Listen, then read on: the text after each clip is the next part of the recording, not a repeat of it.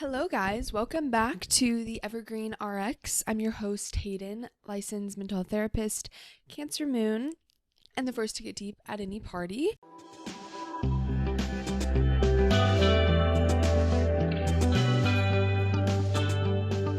And I just spritzed on a little fresh spray of perfume, because that's necessary for getting ready for a podcast. I downed a bag of sour cream and onion plantain chips, and I have a nice glass of lemonade that's not actually lemonade, because as simple as it seems to make lemonade, somehow I effed it up. So it's more like lemon water with some like sweet. I tried to do like a honey lavender situation. It didn't pan out, but I'm still gonna drink it. I got a whole pitcher full in the fridge. It was only about 8 Meyer lemons or something. So I'm going to drink it. Maybe I went wrong with using Meyer lemons. I don't know. Actually, I don't know. I think I went wrong. I shouldn't blame it on the lemons. I think I went wrong a lot of other places. So anyway, maybe in the next podcast, I'll have given it a good old second attempt and it will have worked out better. But anyway, that's just a little status update on where I'm at. So I smell good. My breath smells crazy from the sour and onion, and I've got a glass of lemon water. So we're all ready to go. How are you guys doing? Let me know. What snack are you eating while listening to this? Or what beverage are you sipping on? And what perfume do you like to wear?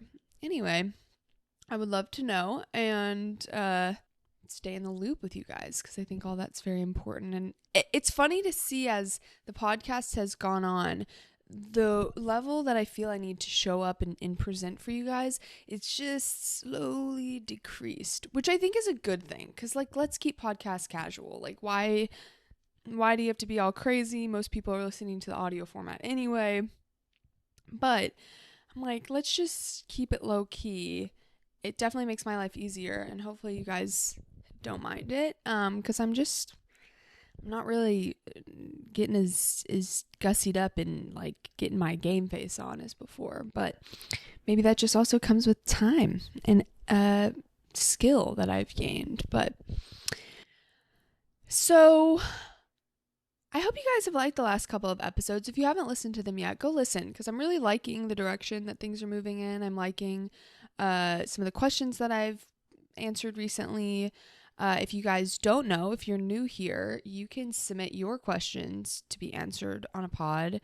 You can email me at theevergreenrx@gmail.com, or you can give me a call or text at 512-655-9888 and ask me your wellness, mental health, self-growth, holistic healing, spiritual journey type questions, whatever you want, and I'll answer them in a pod, which would be really fun for me and hopefully for you as well. So in that vein, we do have a question for today, and same old hat.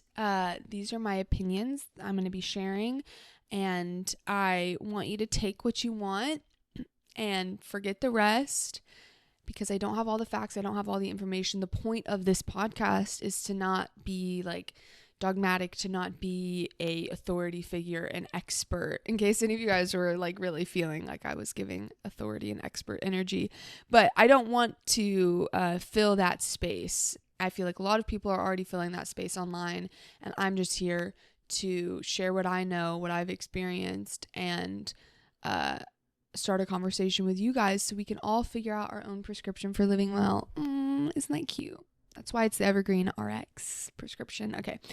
Anyway, let's let the customer in. Dear Evergreen, I've spent the last year or so building really solid routines. Morning meditation, journaling, movement, limited screen time, clean-ish eating, all of it. It helped me so much when I was feeling untethered, but now that I'm in a more stable place, I find myself wanting to relax a bit.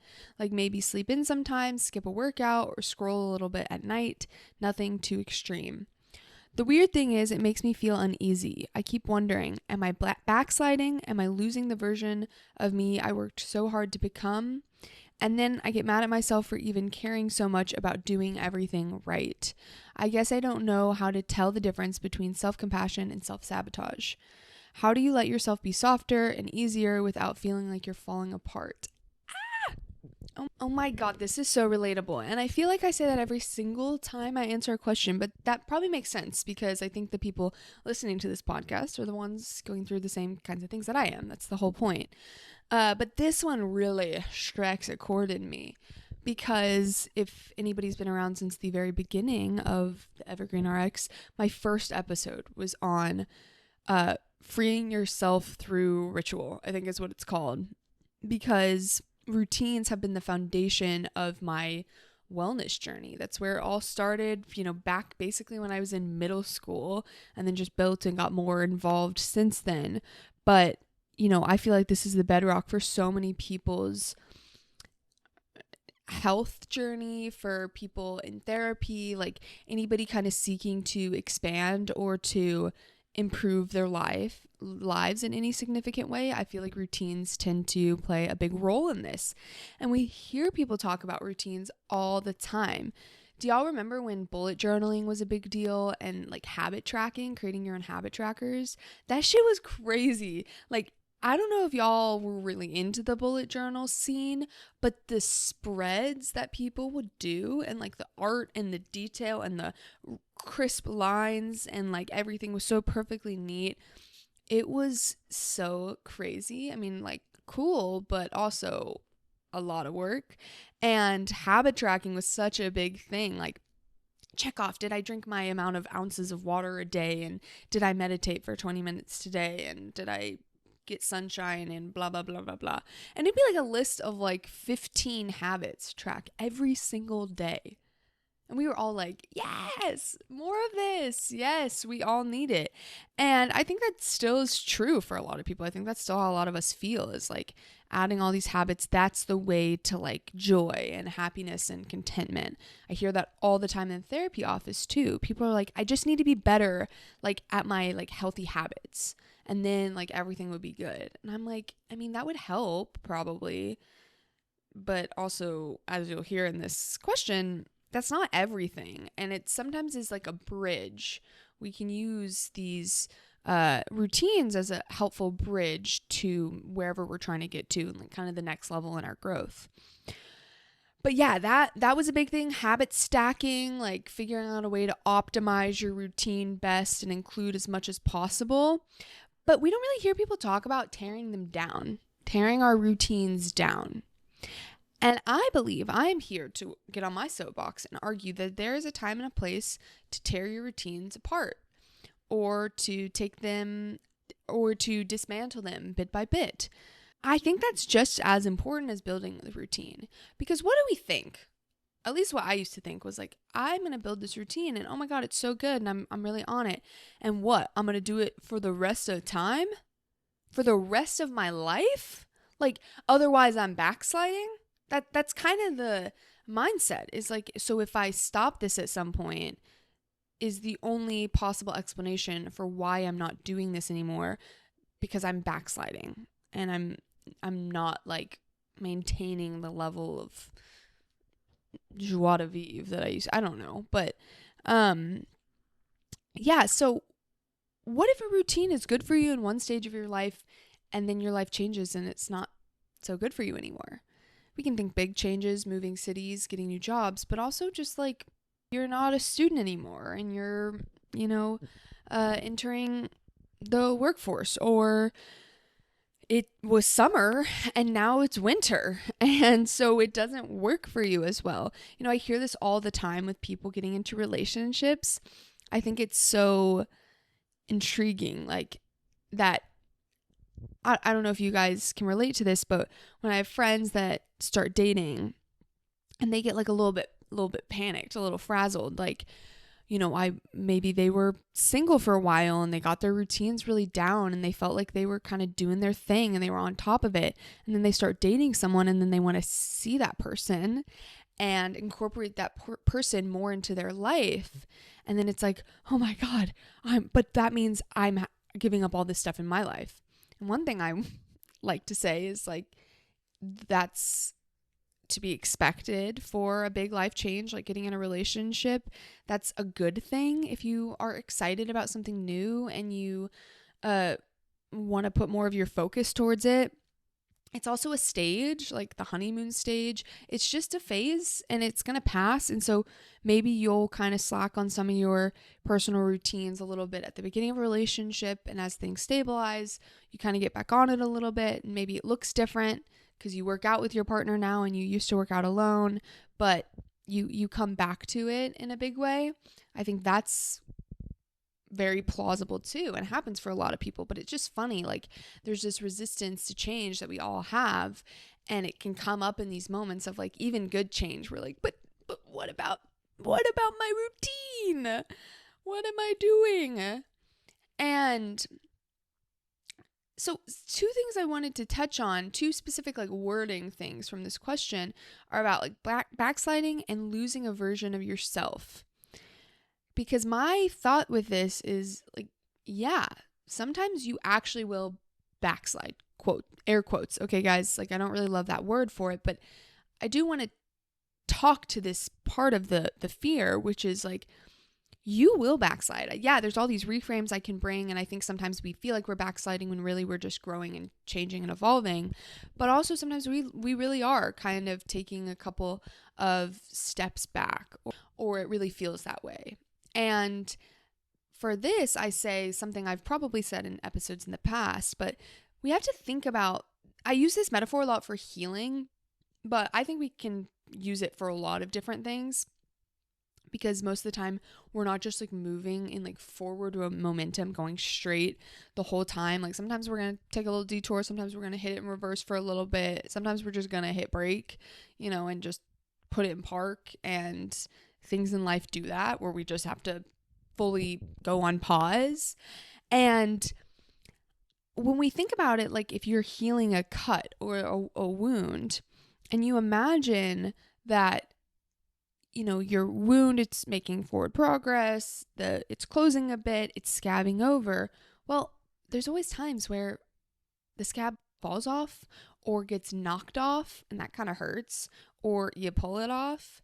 And it seems a little bit like we lost ground, especially when you like hit something and it breaks the scab open again. It can feel like, oh shit, like I'm back where I started. Now I've got this like open wound again.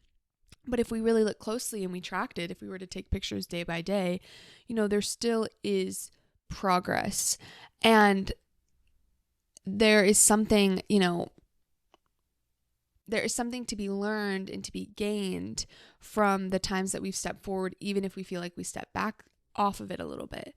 So hopefully that kind of neutralizes the idea of backsliding, or normalizes it a little bit more as something that everybody goes through, and also I think has its place in our life.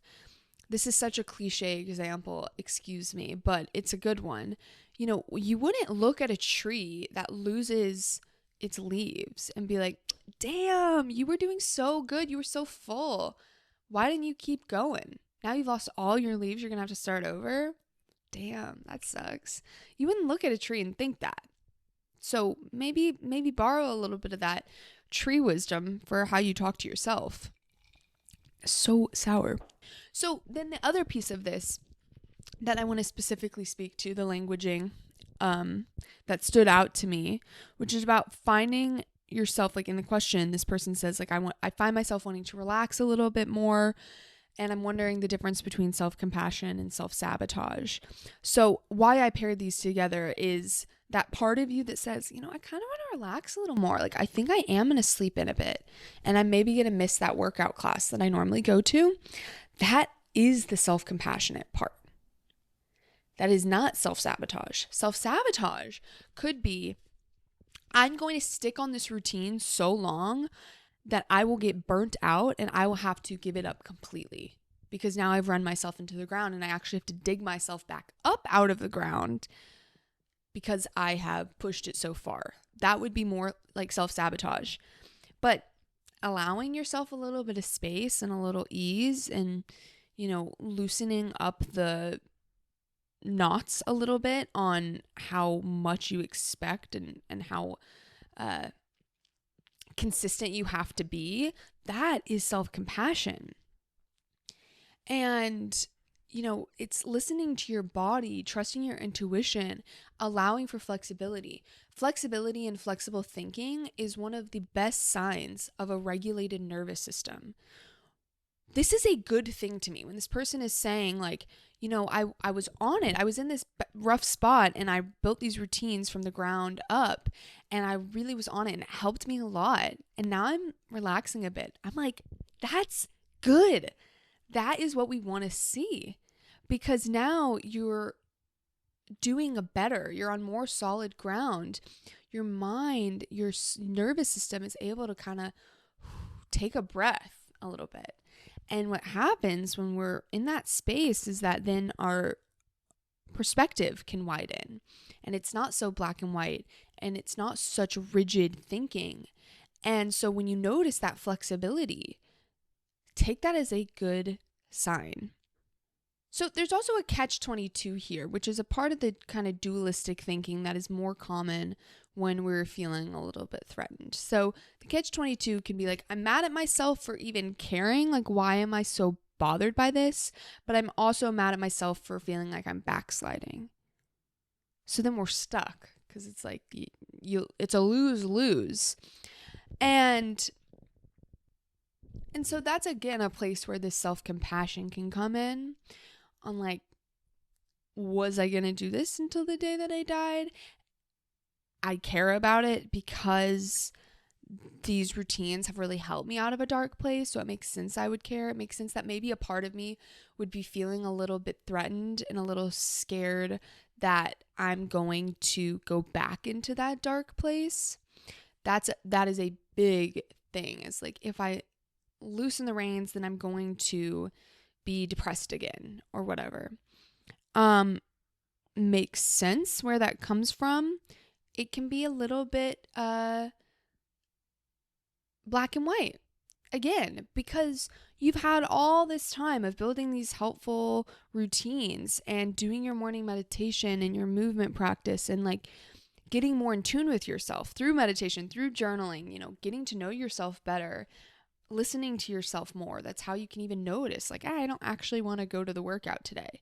That is a muscle that you have flexed over and over again and built that maybe you didn't have so much before. So new muscles, new skills are available to you. You won't just go sliding back right to where you were before if you give yourself a little bit more grace. And, all of the habits that you listed, this person listed, they're great things. I love it all. I do a lot of these things myself. But have we thought about maybe that if you've grown and you've learned and you've changed, that you don't need to limit your screen time as much because maybe you don't pick up your phone as much as you used to? Or maybe like a HIIT workout was really good for you, but now Pilates is feeling a little bit better. So it's still movement, it's just different. Or have you tried meditating at a different time of the day, right before sleep? Or even it's just time to take a little break from it. Because as with everything in life, there's moments to expand and moments to pause or contract. And both are really helpful. You might come back to your meditation practice in 6 months and be like, oh, I have a renewed sense of purpose with this. I'm connecting deeper, whatever. So have things really changed so much? Or maybe are you just someone new coming at how you want to do your life with a new frame of mind? And this is forever I said I was on my soapbox earlier, but like now I'm going to get on a secondary one. There's a soapbox on my soapbox, and it is about the fact that no one has the answers for you. I have a lot of feelings about the way that wellness is presented online. You guys are not new to this idea. And how demanding it can be. Like, on any given day, I might see 7 new supplements that I should take, why I should eat seasonally, how to cycle sync my work schedule to my menstrual cycle, how to uh, do 5 exercises to relax the vagus nerve, and you should do them for 20 minutes a day. That's one given day in this world online. And everyone promises that this is the key. This is it. You're going to do this breath practice and your life is going to be ecstasy all the time. Yeah, I don't think so. And no one has that answer. And honestly, if your life is just full of doing practices daily to make your life better, and that the consistency is the thing you're most focused on, never straying from the path, like, is it actually making your life better? And what are we all like fighting for? A couple extra months? No, I want the health for you. I want the movement practice.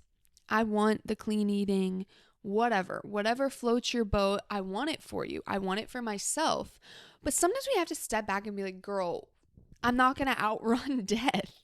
I'm not going to outrun discomfort. I'm not going to outrun negative emotions. It's not possible. So even if I was the most diligent motherfucker and I never missed a day and I never skipped a workout and I never slept in, I still would deal with those things because that's how life goes. And so as I climb down off of my secondary soapbox, I'll round things out a little bit for you and maybe put things in a little bit more of an actionable state in case you want to think more about this afterwards or take some steps. So what I would say to this person is to try new things out, like little experiments. Like maybe you're feeling a little bit more called to a softer, more flexibility focused workout or something. Just try it out one day a week and then you can do your other stuff the rest of the time. Like, don't think about it as like, I need to pivot and pick up something new or, stay on my exact path. Like, just use your days as little experiments. Maybe mix up. If you brush your teeth and then you do your 10-step skincare routine, maybe do your skincare routine and then brush your teeth just to mix it up. Maybe do 7 of the steps instead of 10 of them. Just see what you think, because you can always go back. And you were capable of building these routines even in like a lower place. So think about how strong you are, because you could build these habits when it was the hardest it's been. So remember that. Remember your own strength. Also, just reframing growth through more like permissive and nuanced thoughts, all the stuff I've been saying throughout this whole episode. Remember that rules serve a purpose in the short term, but they will always expire at some point. Or there are situations where the rule will not apply. There are always exceptions. So think about the things, the routines, the habits you build as a for now kind of thing. However long now is, I don't know. Some of it in certain forms, maybe that change over time will be with you for the rest of your life. Like, I really love yoga. I imagine I will do something yoga adjacent or stretching adjacent for the rest of my life if I can. But think about the more think about the more nitty gritty parts of what you're doing as a for now situation. And I'm going to do this until I just don't really want to do it anymore, or it's not working for me as much anymore. So that's all I got. I don't know what accent that is, but I hope that helped. As always, reach out to me and let me know what you think. If I missed something, if you feel like I said something totally off base or not true for you, like, I don't know, let me know in a kind and respectful manner, please. And tell me if this really resonated for you and maybe gives you a little bit more flexibility in your life. I think I definitely need this. I needed to answer this question because I think like this all the time, and it's hard because I get this fear response that comes up like, oh my God, what if I stop doing this thing, and like, what's going to happen to me? am I not going to be as like good? Am I not going to be as healthy? Am I not going to be as happy with myself as I was at other points? So holding that with kindness too, and compassion as always. And until next time, text me your questions at 512-655-9888 and follow along on Instagram and TikTok. I'm up on there quite often, and I'll see you next Wednesday. Bye.